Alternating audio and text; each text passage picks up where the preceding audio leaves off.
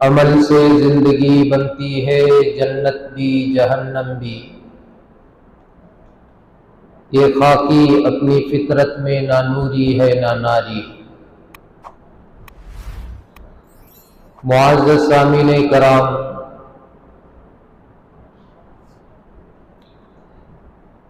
انسان جس طرح عمل کرتا ہے ویسا اس کے ساتھ اللہ تعالیٰ کا معاملہ ہوتا ہے۔ اگر انسان نیک عمل کرتا ہے تو وہ اجر و ثواب کا مستحق بنے گا، اور اگر گناہ کرتا ہے تو سزا کا مستحق بنے گا۔ اس کو قانون جزا اور سزا کہتے ہیں۔ یہ احکم الحاکمین کا بنایا ہوا ایک نظام ہے۔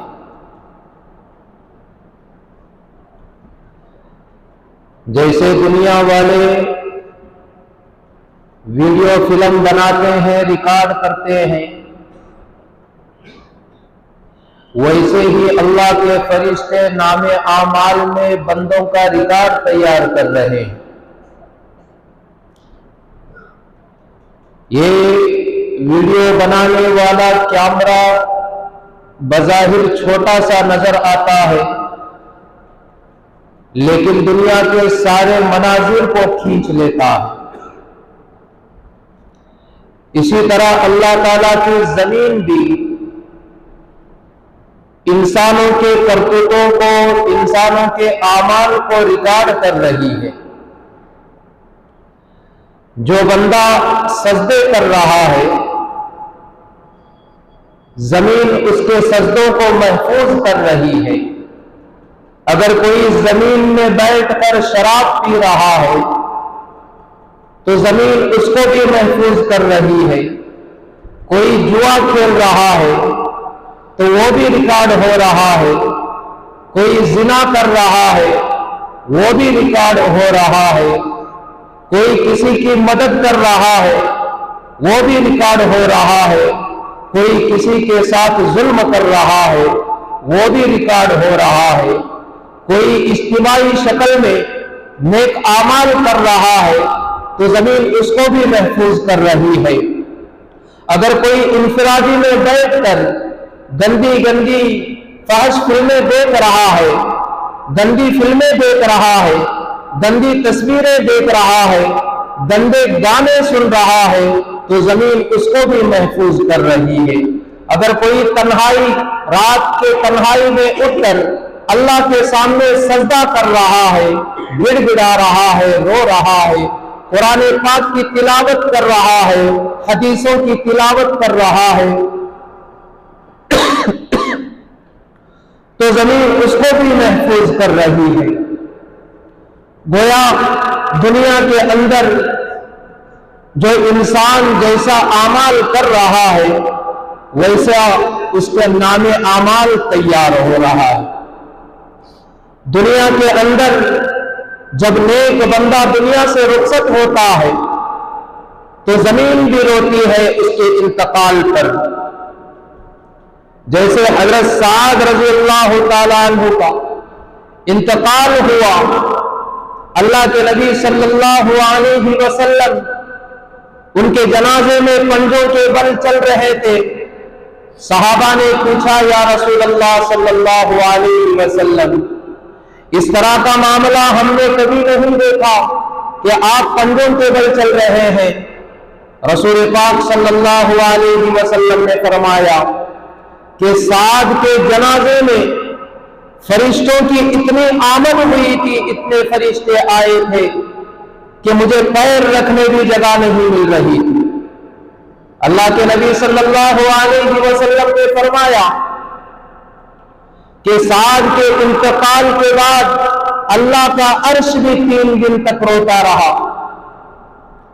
لیکن جب گنہگار کی موت ہوتی ہے، گنہگار بندہ دنیا سے چلا جاتا ہے تو زمین اس سے کہتی ہے کہ زمین کے اندر جتنے لوگ تھے ان میں ناپسندیدہ سب سے زیادہ تو تھا، آج تو میرے حوالے ہوا ہے، دیکھ میں تیرا کیا حشر کرتی ہوں۔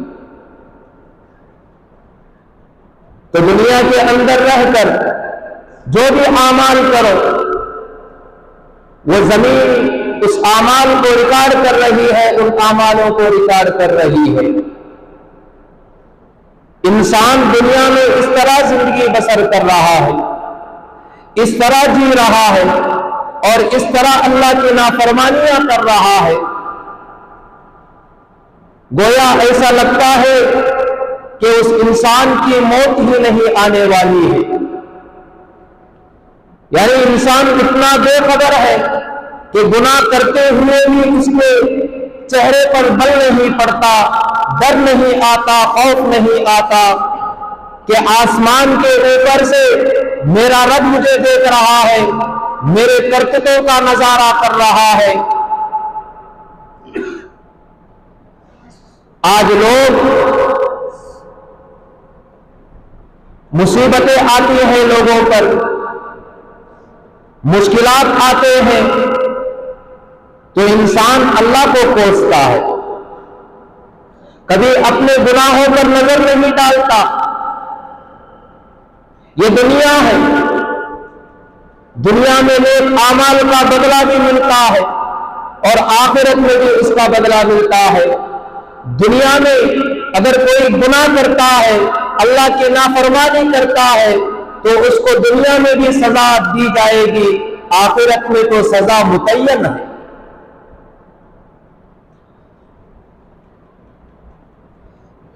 آج جگہ جگہ مسلمان پریشان ہیں، طرح طرح کے مصیبتیں آ رہے ہیں۔ ہر دن آنے والا سورج ایک نیا پیغام لے کر آ رہا ہے، ایک نئی خبر لے کر آ رہا ہے۔ لوگ حکومتوں کو کوستے ہیں، لوگ حکومتوں کو برا بھلا کہتے ہیں، اور کہتے ہیں کہ فلاں اسٹیٹ کے اندر پھر سے ایک پارٹی نے اپنا جگہ بنا لی، لگتا ہے کہ 2024 میں پھر وہی جگہ بنا لے گی۔ لوگ حکومت سے جتنا ڈرتے ہیں، اگر اتنا ڈر اللہ پر ہو جائے تو مسلمان کامیاب ہو جائے۔ حکومتوں کے بدلنے سے حالات نہیں بدلتے، بلکہ میرے اور آپ کے کرتبوں سے حالات بدلتے ہیں۔ ایسی حکومتیں، ایسے فرعون دنیا کے اندر بہت سارے آئے اور چلے گئے۔ اللہ تعالیٰ کا ایک نظام ہے کہ اگر بندے اللہ کی فرما برداری کریں گے، نبی پاک صلی اللہ علیہ وسلم کے بتائے ہوئے طریقے پر چلیں گے، قرآن کے مطابق زندگی گزاریں گے، تو اللہ تعالیٰ ان کے حالات کو بھی درست کر دیں گے۔ اگر مسلمان قرآن کو چھوڑ کر، نبی کے طریقوں کو چھوڑ کر، اللہ کے احکاموں کو چھوڑ کر زندگی بسر کریں گے تو اللہ تعالیٰ ایسے ظالم حکمران مسلط کر دیں گے۔ آج کوئی اپنے آپ کو نہیں کوستا، اگر کوستا ہے تو حکومت والوں کو کوستا ہے۔ مسلمانوں، حکومت کے بدلنے سے حالات نہیں بدلتے، اپنے اندر سے احساسی کمتری نکالو۔ یہ جو بزدلی بھری ہوئی ہے، اسلام اور بزدلی ایک ساتھ جمع نہیں ہو سکتے۔ اللہ تعالیٰ نے ہم کو کنتم خیر امۃ اخرجت للناس کا لقب دیا ہے، ہمیں خیر امت بنایا ہے، لیکن آج مسلمان ان کا رویہ کیا ہے؟ آج مسلمان شراب کے اڈوں میں زیادہ نظر آتے ہیں، آج مسلمان جوؤں کے اڈے میں زیادہ نظر آتے ہیں، آج مسلمان زناکاری کی جگہوں میں مسلمان نظر آتے ہیں، دھوکہ بازی میں مسلمان نظر آتے ہیں، لین دین کے معاملے میں، اور ان کا رویہ کیا ہے؟ آج ہمارے لوگوں کے ساتھ معاملات کا رویہ کیا ہے؟ اللہ نے ہم کو خیر امت بنایا ہے، لیکن آج یہ امت کس موڑ پر جا رہی ہے، کس رخ پر جا رہی ہے؟ یہ امت وہ امت ہے کہ اس امت میں پیدا ہونے کے لیے بہت سارے نبیوں نے، پیغمبروں نے دعائیں کی، درخواست کی، لیکن اللہ نے کسی کی دعا قبول نہیں کی۔ صرف ایک نبی حضرت عیسیٰ علیہ السلام اس امت میں آئیں گے۔ ہمیں بن مانگے، ہم نے نہ کبھی اللہ سے مانگا تھا، نہ دعائیں کی تھی اس امت میں پیدا ہونے کے لیے، بغیر مانگے اللہ تعالیٰ نے رسول پاک صلی اللہ علیہ وسلم کا امتی بنایا ہے۔ لیکن آج مسلمانوں کو اس کی قدر نہیں ہے۔ آج مسلمانوں کے گناہوں کی وجہ سے ہر ایک انسان اپنے گناہوں کی سزا بھگت رہا ہے، اللہ کا عذاب اس پر لگا ہوا ہے، لیکن ہمارے دماغ پر غفلت کا اتنا پردہ پڑا ہے، ایسا پردہ پڑا ہے کہ ہم ان عذاب کو سمجھنے کے لیے تیار نہیں۔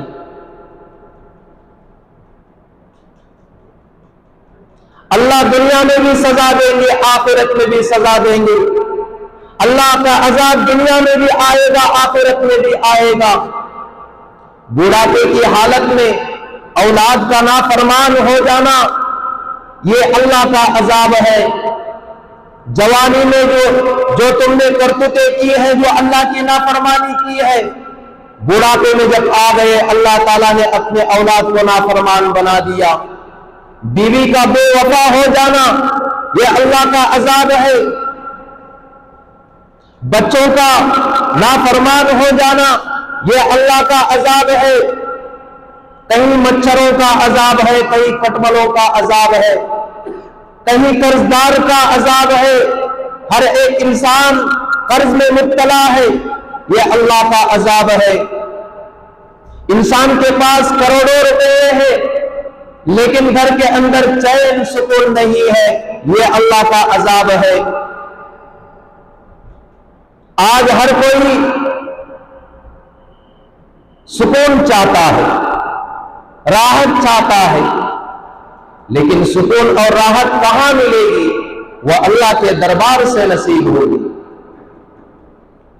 گھروں کے اندر جب آپ گانے بجائیں گے، فلمیں لگائیں گے، طرح طرح کے گالیاں بکیں گے، تو آپ کے گھر میں خیر و برکت کہاں سے آئے گی؟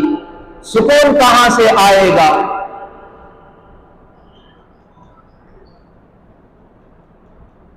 جو بندہ اللہ کے یاد سے غافل ہو جاتا ہے، قرآن سے منہ موڑ لیتا ہے، نبی کے تعلیمات سے منہ موڑ لیتا ہے، تو اللہ تعالیٰ اس کی معیشت کو تنگ کر دیتے ہیں۔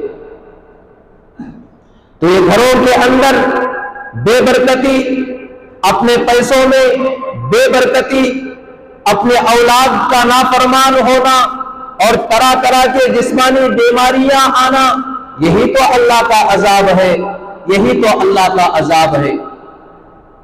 جس نے کبھی مسجد کا رخ نہیں کیا، اللہ کے دربار میں سجدہ نہیں کیا، کبھی ایک عالم دین سے محبت سے بات نہیں کیا، کبھی ایک حافظ قرآن سے محبت نہیں کیا، کبھی قرآن کو دیکھا تک نہیں، کبھی نبی کے حدیثوں کو سنا تک نہیں، آج وہ انسان غیروں کے سامنے جا کر ہاتھ جوڑ کے کھڑا ہو رہا ہے اور اس کی جی حضوری کر رہا ہے، ہاں سر، یس سر، نو سر، اوکے سر۔ یہ اللہ کا عذاب نہیں تو کیا ہے؟ یہ اپنے مسجد کی امام کی قدر نہیں کرتا، ایک حافظ قرآن کی قدر نہیں کرتا، مسجد کا احترام نہیں کرتا، مدارس کی طرف محبت کی نگاہوں سے نہیں دیکھتا، یہ ہر ہمیشہ علماء کی پگڑیاں اچھالتا ہے، علماء کی توہین کرتا ہے، حافظ قرآن کی بے عزتی کرتا ہے تو اللہ کا عذاب یہ ہے کہ وہ غیروں کے سامنے جا کر جھک جاتا ہے۔ جو اللہ کے سامنے جھکتا ہے اسے کسی اور کے سامنے جھکنا نہیں پڑتا۔ جو اللہ کے سامنے جھکنے سے انکار کر دیتا ہے، غفلت کرتا ہے، تو اللہ تعالیٰ اس کو ایسے لوگوں کے سامنے جھکاتے ہیں۔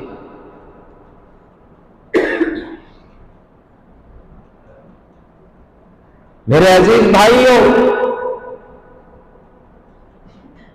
سوچو اور اپنے گناہوں سے توبہ کرو۔ یہ حالتیں بتا رہی ہیں کہ اللہ ہم سے ناراض ہے، یہ مصیبتیں بتا رہی ہیں کہ اللہ ہم سے ناراض ہے۔ دنیا کے اندر مال و دولت کا مل جانا، دنیا کے اندر عہدوں کا مل جانا، یہ کامیابی کی علامت نہیں ہے۔ آج مسلمان نوجوان سیاسی لیڈروں کے پاس جا کر، M L A M P کے پاس جا کر سیلفیاں لے کر سٹیٹس لگاتے ہیں۔ ان کے سٹیٹس کو دیکھ کر ایسا لگتا ہے گویا کہ انہیں جنت کی ٹکٹ مل گئی۔ ایک عہدیداروں کے ساتھ اٹھنے بیٹھنے سے، مال و دولت کے مل جانے سے اگر جنت نصیب ہوتی تو قارون جنت کا سردار ہوتا۔ مال و دولت کا مل جانا یہ کامیابی کی علامت نہیں ہے، عہدوں کا مل جانا یہ کامیابی کی علامت نہیں ہے۔ کتنے مالدار ہیں جو مال و دولت کے ہوتے ہوئے بھی رات میں نیند کی گولیاں لے کر سو رہے ہیں۔ کتنے مالدار ہیں، پیسوں کا انبار ہے گھر کے اندر، لیکن سجدے کی توفیق نہیں ہو رہی ہے۔ جب اللہ کسی بندے سے ناراض ہوتے ہیں تو اس سے مال و دولت نہیں چھینتے بلکہ اس سے سجدے چھین لیتے ہیں۔ جو بندہ اللہ کے سامنے سجدوں سے محروم ہو گیا، سوچئے آخرت میں اس کا کیا ہوگا۔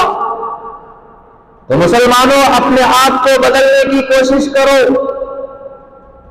اپنے دل کو بدلو، دماغ کو بدلو، سوچ کو بدلو، اللہ کی عبادت میں آ جاؤ، اللہ کی قرآن کی طرف آ جاؤ، نبی کے تعلیمات کی طرف آ جاؤ۔ فرعون کی بیوی نے اپنے آپ کو اس وقت بدلا جبکہ وہ خدائی کا دعویٰ کرنے والے کے گھر میں تھی۔ حضرت نوح علیہ السلام کا بیٹا اپنے آپ کو بدلنے سے انکار کر دیا جبکہ وہ نبی کے گھر میں تھا۔ تو آپ کے بدلنے یا نہ بدلنے کا فیصلہ اپنا آپ کا ہے، آپ حالات کو قصوروار نہیں ٹھہرا سکتے۔ اگر انسان اپنے آپ کو بدلنے کی کوشش کرے، اگر انسان گناہوں سے بچنے کی کوشش کرے تو اللہ تعالیٰ اس گناہ سے بچنے کے لیے راستے ہموار کر دیتے ہیں، لیکن اس کے دل کے اندر تڑپ ہی نہیں ہے گناہوں سے بچنے کی، تو پھر اس کا کیا ہوگا؟ انسان پہلے عہد کرے، ارادہ کرے، آج جمعہ کا دن ہے، سچی پکی توبہ کر کے اللہ کے گھر سے روانہ ہو جائے۔ اے اللہ، جتنے گناہ میں نے کیے ہیں ان تمام گناہوں سے میں توبہ کرتا ہوں، اس کے بعد میں آپ کی نافرمانی نہیں کروں گا۔ اے مولا مجھے ہمت عطا فرما۔ آج مسلمان روزی کی تلاش میں جگہ جگہ بھٹک رہا ہے، جبکہ روزی اللہ تعالیٰ فجر کی نماز کے بعد اس کے ہاتھ میں دیتے ہیں، لیکن کوئی مسلمان فجر کی نماز کے لیے آنے کے لیے تیار نہیں، اور اتنے طاقتور ہے کہ اپنے چرچے اپنے دوستوں میں کرتے ہیں، میری باڈی اتنی ہے، میری طاقت اتنی ہے، میں گاڑی کو اٹھا سکتا ہوں، 1 کنٹل کا پتھر اٹھا سکتا ہوں، لیکن کمزور ہے تو اتنا کہ صبح کی اذان کے بعد اپنے جسم سے 200 گرام کی چادر ہٹا نہیں سکتا۔ تو میرے بھائیوں، ارادہ کرو، عہد کرو کہ ہم سچی پکی توبہ کر سے یہاں سے نکلیں گے اور آئندہ گناہ نہ کرنے کا اللہ کے سامنے عہد کرو۔ اللہ بہت بڑا معاف کرنے والا ہے، رحم کرنے والا ہے۔ لا تقنطوا من رحمت اللہ، اللہ کی رحمت سے مایوس نہ ہو۔ اگر آپ اللہ کے سامنے گڑ گڑائیں گے، روئیں گے، تو اللہ تعالیٰ آپ کو ضرور معاف کرے گا، آپ کی توبہ کو قبول کرے گا۔ تو اللہ تعالیٰ سے دعا ہے کہ اللہ تعالیٰ ہم سب کو سچی پکی توبہ کرنے کی توفیق نصیب فرمائے۔ آمین۔ وآخر دعوانا ان الحمدللہ۔